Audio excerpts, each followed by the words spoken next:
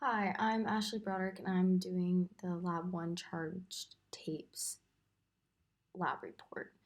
So, to start with the introduction, in this lab, there are two charged pieces of tape that are set at vertical distance apart from one another. And by looking at the stationary top tape as the system, we can apply the momentum principle. So, with that, there would be a zero net force in the y direction. And so you can assume then that the electrical force and gravitational force must be equal since they're the only two forces acting on the system. So then using this knowledge, the problem was to determine the charge on one piece of the tape, and experimentally that was found to be 1.310 to the negative 8 coulombs.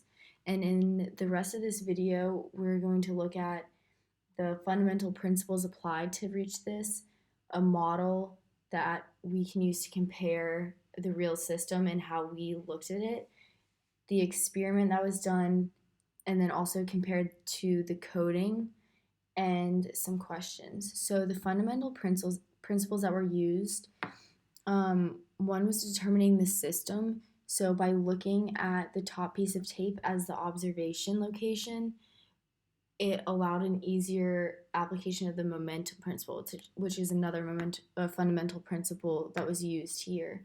And so, with a stationary object, no acceleration, no momentum, we could then set the two forces equal to each other. And the other principle that was used was Coulomb's law, and that tells us that like charges repel and attraction can occur between opposite charges. So the model that was used in this experiment were these two pieces of tape. And in the real system, they would be 2-point charges that are interacting and have an electric field. So this was recreated with the charged tapes. And the top tape was considered the observation location since this was a tape with no momentum, and both tapes were considered to be point charges to more closely model the real system. And the electric field in a true system was more easily observed in the model since the bottom tape changed position due to electric force. So that was one of the benefits of using this model.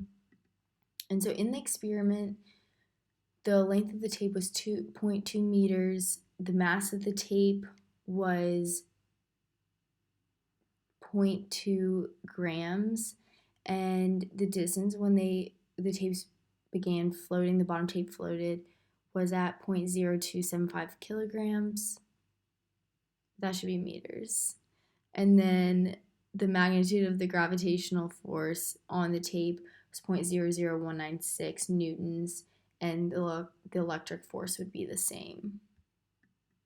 And that is due to using the momentum principle that we referred to earlier. And so in the coding, the same principles were applied, but the computational magnitude of the charge on the tape we got was 1.284 10 to the negative 8 coulombs.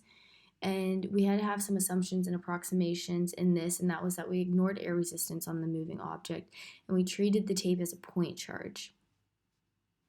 So here, this is a screenshot of the coding and the electric force is represented by the orange arrow and the gravitational force by the blue arrow.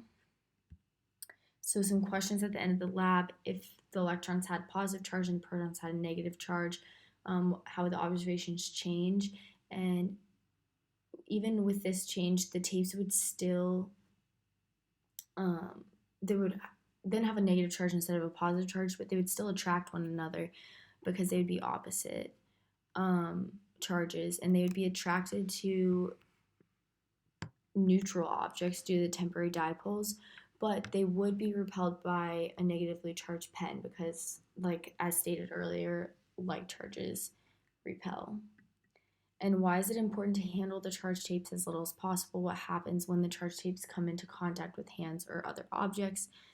And in this case, the mobile charges on your skin are attracted to the charged tape and are deposited on the tape, resulting in a neutral or net zero charge. So the charges create induced dipoles inside the tape that have a much weaker force on other objects than the previously negative charges. So the tape then acts like a neutral object.